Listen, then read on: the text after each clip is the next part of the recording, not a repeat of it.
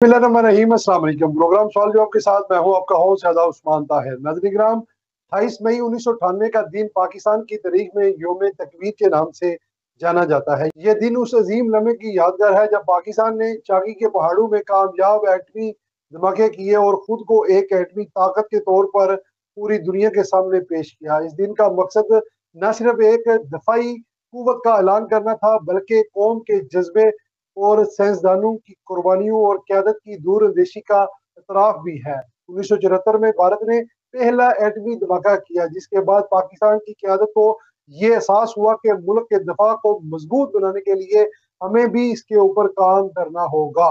चुनांचे उस वक़्त के वज़ीर आज़म ज़ुल्फ़िकार अली भुट्टो ने यह फैसला किया कि पाकिस्तान को एटमी ताकत बनाएंगे, चाहे हमें घास खानी पड़े। पाकिस्तान के एटमी प्रोग्राम में किन मुमताज साइंसदानों ने कलीदी किरदार अदा किया? सबसे पहले डॉक्टर अब्दुल कदीर खान, जिन्हें मोहसिन पाकिस्तान भी कहा जाता है।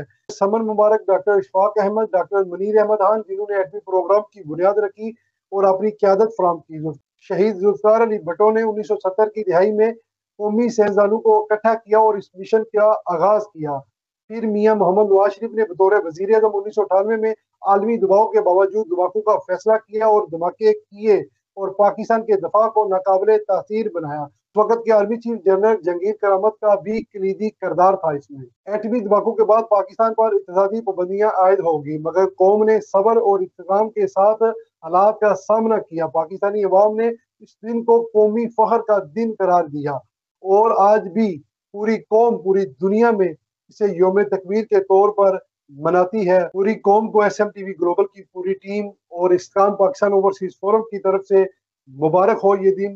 अल्लाह ताला पाकिस्तान पर अपना खसूसी रहम और करम फरमाए और पाकिस्तान की हिफाजत फरमाए, पाकिस्तान के महफूज़ की हिफाजत फरमाए।